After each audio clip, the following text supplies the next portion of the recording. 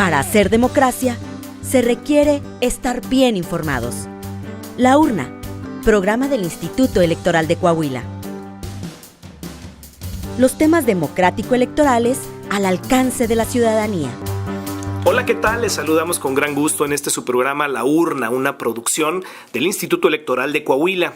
Le queremos invitar también a que se comunique con nosotros a través de nuestras redes sociales. Cualquier duda, comentario o bien una sugerencia lo puede hacer a través de Twitter, en donde nos va a encontrar como @laurna_yec. Mientras que en Facebook nos va a encontrar como laurna.programa radiofónico del IEC. En esta ocasión, el consejero electoral Juan Carlos Cisneros Ruiz nos presenta una interesante charla. Vamos con usted, consejero. Protagonistas de la vida democrática de Coahuila y de México en comunicación directa con usted. La entrevista. Muchas gracias, Memo. Pues el programa de La Urna este día se viste de gala y de gala académica, porque tenemos un invitado muy especial, el doctor César Astudillo Reyes, que nos va a acompañar para poder platicar de un tema muy interesante y muy apasionante, que es el federalismo. Permítame, antes de cederle y empezar la entrevista, leer un poco del resumen profesional del doctor Astudillo. Él es doctor en Derecho Constitucional por la Universidad Complutense de Madrid y es especialista en Derecho Constitucional y Ciencia Política por el Centro de Estudios Políticos y Constitucionales de Madrid. Actualmente es investigador del Instituto de Investigaciones Jurídicas de la Universidad Nacional Autónoma de México. Y también queremos destacar, estimados radioescuchas, que es director fundador de la Revista Mexicana de Derecho Electoral del propio instituto. Doctor Astudillo, bienvenido a este programa La Urna, a este Instituto Electoral y al Estado de Coahuila. Te lo agradezco, muy contento de estar en el instituto, estar en Coahuila y estar contigo en este programa. Pues muchas gracias y vamos a entrar de lleno al tema que nos ocupa, que es el federalismo. Este programa llega a todos los rincones de Coahuila con un público muy diverso, doctor. Y atendiendo a ello, quisiéramos que la primera pregunta y la primera respuesta, claro está, fuera franca, sencilla, que nos explicara qué es el federalismo. Claro que sí, muchas gracias. Mira, es una pregunta clave. Yo creo que el federalismo es un modelo de organización de la sociedad. Un modelo de organización que, para empezar, reconoce que entre mexicanos, que cada vez somos más, hoy somos aproximadamente 120 millones de mexicanas y mexicanos, hay cuestiones que nos unen y nos hacen permanecer unidos en torno a nuestro país, pero claramente también hay cuestiones que nos particularizan. Cuestiones históricas, cuestiones geográficas, cuestiones culturales, cuestiones de lenguaje, cuestiones de aficiones. Aunque ustedes no lo crean, hay quienes le vamos a los Pumas y no le vamos a los Tigres y al Monterrey. Entonces hay un conjunto de elementos que nos van dando especificidad a cada uno de los componentes del país, pero de lo que se trata es de que, a pesar de reconocer que somos diferentes unos con otros, hay algo que nos unifica. Y en ese sentido, la federación es ese modelo de organización política que nos unifica. Nos unifica a quienes, como los y las coahuilenses, viven en el norte y son también vecinos de Estados Unidos. Eso les da una particularidad, digamos, a ustedes, a los de Chihuahua, los de Tamaulipas, a todos los que están en esta franja, les da una especificidad, como también tienen otra especificidad los que están en el sur y colindan pues con Guatemala, y los que están cerca del mar y los que no tienen mar, y los que tienen comunidades indígenas y los que no tienen comunidades indígenas, y los que hablan fuerte como los norteños y los que no hablan tan fuerte como en otros lados y tienen un tono de voz distinto. Muchas veces cuando estamos en unas mesas, y tú lo sabrás muy bien, nos reconocemos por el tono de voz que tenemos. Claramente, por ejemplo, los yucatecos son muy fáciles de identificar. Algunos dicen que los que somos de la Ciudad de México también. Yo en particular soy del estado de Chiapas, así que yo soy del extremo contrario. Entonces, es reconocernos diversos, pero que hay cuestiones que nos hacen estar unidos. No de ahora, sino de hace ya mucho tiempo. Nosotros decidimos esta organización por ahí de cuando logramos la independencia en 1821 y después cuando creamos la primera constitución en 1824. Entonces, diría yo que a grandes rasgos el federalismo es eso, reconocer un modelo de integración de una sociedad que es profundamente diversa, pero que dentro de esa diversidad encuentra elementos que les hace estar unificada. Ahí sí, siendo del norte, del centro, del sur, por ejemplo, cuando vemos la bandera nacional, cuando cantamos nuestro himno, cuando vemos algo que es muy nuestro, por ejemplo, ¿sí? Cuando preguntamos si alguna comida tiene picante, bueno, eso es muy nuestro como mexicanos, pero realmente si vamos a otro país,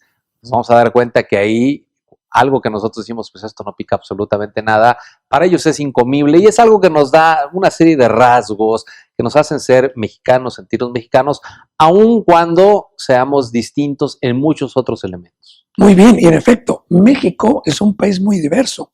Federalismo, como bien apuntas, nos da la sensación primero de pertenencia. Y es una pertenencia al Estado de México, al Estado mexicano, pero también, muy importante, a nuestra propia identidad como gente de Coahuila, de Nuevo León, de Tamaulipas. Y ahorita mencionaste algo muy importante y porque es parte de la historia de por qué somos federalistas y tiene que ver con Coahuila y uno de sus grandes próceres, que es alguien que estableció un ideario político de federalismo, Miguel Ramos Arizpe. Doctor, ¿sigue vivo el ideario de Miguel Ramos Arizpe? ¿Sigue vivo la idea política que nos plasmó el padre del federalismo mexicano? Mira, sin lugar a dudas lo es. Yo creo que si nosotros vemos el proceso de construcción del país que queríamos ser una vez que nos independizamos de España, claramente existieron voces que nos decían por qué deberíamos ser federalistas, como Miguel Ramos Arizpe, pero existieron otras voces que nos decían que no, que por la forma que teníamos en ese momento, por venir saliendo de un proceso de independencia, era mejor considerarnos que todos teníamos una homogeneidad que nos hacía ser centralistas, ¿no? Y eso, en el fondo, hemos pasado también por periodos históricos en donde esto se ha vuelto a discutir. Recordemos, el periodo federal realmente es de 1824 hasta 1836, en donde tuvimos un periodo centralista, pero después claramente regresamos en 1857 y a partir de ahí no hemos perdido el federalismo. ¿Eso qué implica? Entre otras, y llevándolo al ámbito político, importa también que en cada entidad federativa de nuestro país se reconozca que los que son de cada una de ellas tienen la posibilidad de elegir a sus autoridades, tiene la posibilidad de elegir a quién lo representa, tiene la posibilidad de determinar leyes también que tratan de regular problemas que son muy específicos de cada uno de los contextos. Pongo, por ejemplo, la sociedad zacatecana. La sociedad zacatecana es una sociedad que se sabe que es una sociedad migrante, ¿sí? Van por periodos muy largos también a trabajar a Estados Unidos, a Canadá, y ha visto la necesidad de reconocer dentro de su legislación la importancia de los derechos de quienes migran para que después vuelvan y se vuelvan a integrar a la sociedad. Eso implica justamente que en cada una de las entidades federativas exista un congreso que legisle en función de las particularidades. Si tú ves, por ejemplo, el estado de donde yo soy, o Chihuahua, Oaxaca o Guerrero, tienen una composición también social en donde hay grupos, hay una sociedad indígena, hay pueblos indígenas muy representativos. Bueno, también hay que legislar para ellos. Hay otras entidades que no tienen esta composición en donde no es necesario legislar, pero justamente eso es lo que te dice el federalismo, es tener la posibilidad de una organización que te permita hacer frente a problemas muy locales, muy estatales o muy regionales. Fíjate, yo creo que has tocado temas muy importantes. Nuestro país es tan extenso, tan diverso en su cultura, que no necesariamente lo que para un estado es importante, para otro estado lo es. Como también culturalmente tenemos muchas visiones. Mencionabas el tema del fútbol, pero déjate digo también que en el béisbol tenemos equipos en Monclova, en los Zaraperos de Saltillo, en los de Unión Laguna. Es decir, en un mismo estado tenemos varias versiones de un mismo deporte.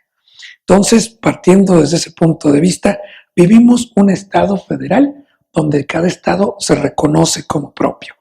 Y ello no implica que no existan materias en las cuales hay ese federalismo en lo administrativo, como es salud, como es educación.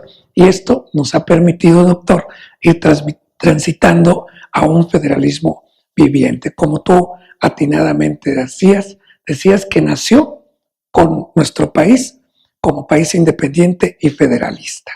Entonces yo quisiera preguntarte en ese sentido, ¿tú cómo ves el federalismo, pero ahora en materia electoral?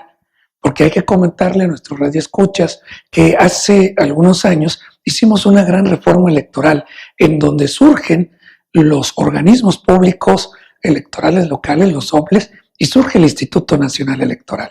Es decir, tenemos un pasado federalista y ahora tenemos también un presente federalista en materia electoral. ¿Cuál es la reflexión tuya desde el punto de vista histórico, académico? Ya hemos tenido elecciones, hemos tenido alternancia en el poder, en la federación, en los estados, en los municipios. Entonces, platícanos por favor todo el auditorio de la urna, doctor César Astudillo, qué es lo que viene, qué es lo que tú puedes evaluar en el tema del federalismo. Y te vamos a pedir que nos respondas después de hacer esta pequeña pausa para identificar a nuestro programa de la urna. La urna.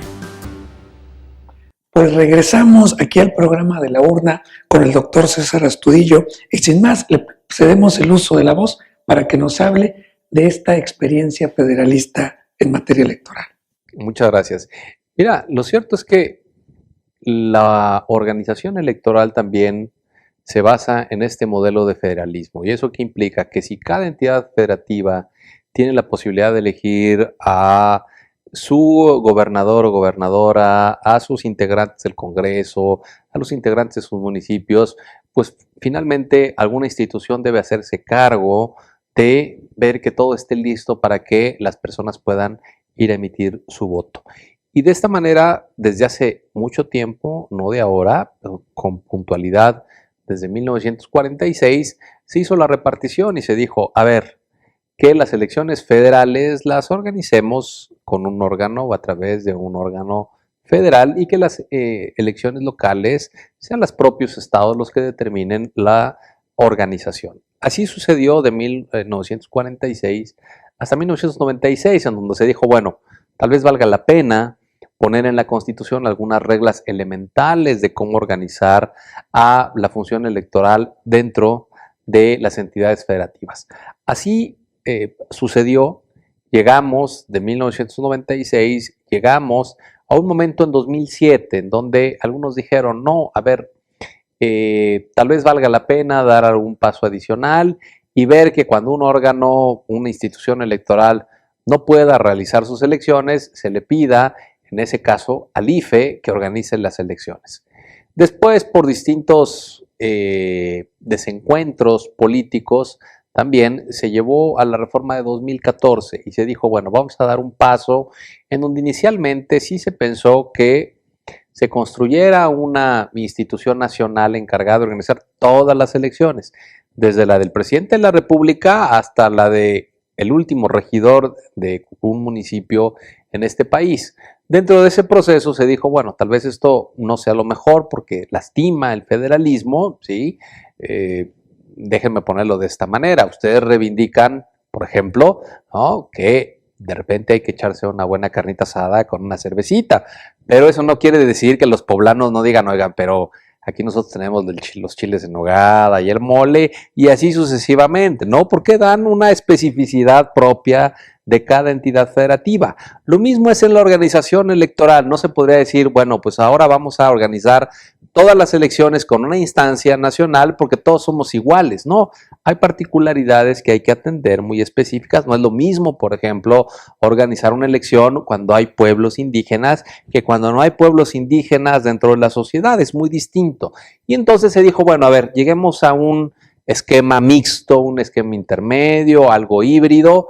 Creemos creemos una institución nacional, pero también dejemos la posibilidad de que estén las instituciones electorales de los estados, pero tratemos de homologar una serie de pasos para que, eso sí, no sea tan distinto la forma en que un campechano va a emitir su sufragio de la forma como va un queretano a emitir su sufragio, sino que hayan estándares más o menos parecidos. Así se fue, y me parece que ahora, después de que este modelo en abril hizo 5 años, ¿sí? De 2014 a 2019, hay voces que empiezan a decir que hay que volver a transformar este modelo y que tal vez ahora sí sea necesario ir a un gran INE que organice todas las elecciones. Yo me opongo porque no hay razones ni técnicas, ni económicas, ni sobre todo constitucionales, porque sí dañaría el federalismo que soporten esta idea. Yo creo que con hacer algunos ajustes al modelo que actualmente se tienen, se está en la posibilidad de seguir adelante, sobre todo porque lo que a mí me interesa destacar es la importancia de que los órganos electorales, ahora llamados OPLES de cada uno de los estados, conocen mejor el terreno en el que organizan sus elecciones, conocen a su población, conocen sus necesidades, conocen su cultura, conocen sus aficiones, conocen sus gustos, conocen muchas cosas que la autoridad nacional no conoce porque está más lejos. Entonces, qué mejor que la organice quien está más cerca de esa realidad. Muy bien, ahora comentabas y muy atinadamente que al final del día también los OPLES, el INE, tienen una experiencia con casos de éxito, pero claro, también hay áreas de oportunidad. Dentro de esas áreas donde podemos mejorar, ¿cómo ves a futuro este federalismo electoral? ¿Hacia dónde debería de ir? ¿Cuáles son aquellos temas que nos deben de ocupar en esta agenda para los próximos años? Platícanos, doctor, si eres tan amable. Mira, yo creo que es muy importante, uno, encontrar en primer lugar un alto en el camino. El problema es que no lo hemos encontrado. ¿Por qué? Porque si bien es cierto, la reforma de 2007 y la reforma de 2014 trataron de homologar un calendario electoral, la idea era, a ver, no vayamos a cada rato a elecciones en cualquier parte del país, sino que demos un espacio para que también, uno, descansen las instituciones electorales y dos, descanse la ciudadanía, para no estar diciendo, pues saliste a una elección, ahora vas a otra. Que haya un espacio de tranquilidad. Pues yo creo que eso necesitamos encontrarlo ahora, un espacio en donde todas las instituciones puedan ver a futuro y ver qué viene. Yo creo que hay dos reformas que son claves viendo en perspectiva de mediano y largo plazo. Reformas que vayan a inyectar dosis de confianza en la organización de las elecciones y reformas que hagan menos complicada la organización de las elecciones. ¿Por qué? Uno, la confianza, lo que ha hecho desde 1988 con la famosa caída del sistema, ¿sí?, es que ha encarecido de una manera exponencial los procesos electorales. Tenemos 1000 candados, 1000 revisiones, 1000 posibilidades de inspeccionar, 1000 ajustes que van encareciendo cada uno de los procesos. Déjenme decirle al público que nos escucha, hace tiempo, cuando yo platicaba también con un experto, él dijo algo que se me quedó muy grabado y que yo también lo creo así. Nosotros no votamos en una boleta electoral, nosotros votamos en un billete, ¿sí? ¿Por qué? Porque la boleta trae tantos candados de seguridad como cualquier billete y eso hace que se encarezca muchísimo. El costo que tienen las boletas, como el que tienen muchos otros elementos de cómo votamos, hace que el ejercicio de ir a votar sea extremadamente caro. En ese sentido, si vamos hacia una reforma electoral, yo creo que hay que atacar esto, de decir, bueno, ya no seamos tan desconfiados, que eso está en nuestro ADN, y al no ser tan desconfiados, vamos rebajando todas esas cadenas de revisión para que no nos hagan chanchullos. Esa es la idea que se tiene, que en algún momento hay una trampa, hay un chanchullo y al final los políticos retoman esta idea para decir que siempre está presente la posibilidad de que haya un fraude cuando realmente no es así. Y lo segundo es que, lo cierto es que la organización de las elecciones cambia como cambia la sociedad y como cambian también las cuestiones tecnológicas, y hay que ir avanzando en relación con ellos. Pero nosotros hemos llegado a un extremo que me parece que ninguna otra democracia lo tiene, de tener procedimientos muy complejos en cada una de las fases del proceso electoral, que son muy complicadas, y que no solamente son muy complicadas desde el punto de vista de la organización, sino son muy complicadas desde el punto de vista de la comprensión ciudadana. La ciudadanía lo que quiere es que también se le diga cómo se organizan las elecciones de una forma ágil, de una forma entendible, de una forma cercana, pero hoy tenemos construido una serie de procesos que realmente son muy complicados y que también eso al final del día lleva a que las elecciones se vuelvan caras. Entonces, si atacamos estos dos temas de la complejidad, ¿sí?, de los procesos electorales y de la confianza, me parece que podríamos tener en perspectiva de futuro un modelo que sea más eficaz, que sea ahí sí más confiable, que no dé lugar a tantas historias y tanta, yo en algún momento le llamé la mitología electoral. Hemos construido toda una narrativa porque a algunos partidos les conviene esa mitología, estar diciendo, no, dado que me vas a hacer fraude, yo quiero revisar esto, y yo quiero que se le pongan estos candados, y yo quiero esto, y eso va haciendo todo muy complejo y muy caro. Entonces necesitamos actuar en estos dos polos para que las elecciones sean algo mucho más sencillo, porque hoy son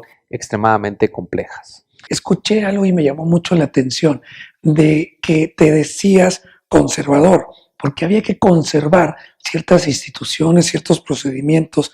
¿A qué te referías? ¿Qué es lo que hay que conservar en este federalismo electoral pensando en un futuro? ¿Qué es lo que hay que conservar de esas buenas prácticas? Mira, yo creo que más allá incluso del federalismo, creo que debemos hacer una reflexión como país de que hemos construido cosas buenas, instituciones sólidas. Lo digo no solamente en materia electoral. Ahora, por ejemplo, hay una crisis de los hospitales de alta especialización en México que de verdad son hospitales de talla mundial. Pero con esta idea de ir recortando y de no darles los recursos, realmente ahorita están sumidos en una crisis y entonces estamos descobijando instituciones que nos ha costado trabajo construir, que hoy son sólidas y que el problema es que, bueno, las de salud, si no actúan, pues ponen en riesgo la vida de las personas. Algo parecido empieza a pasar en materia electoral ante esas voces que hoy quieren venir a dejar de lado todas las instituciones que curiosamente, ¿sí?, fueron las que organizaron las elecciones en donde muchos de ellos ganaron, ¿no? Hoy no se entiende el panorama político sin el papel no solo del INE, sino de los 33 institutos electorales que hay en los estados.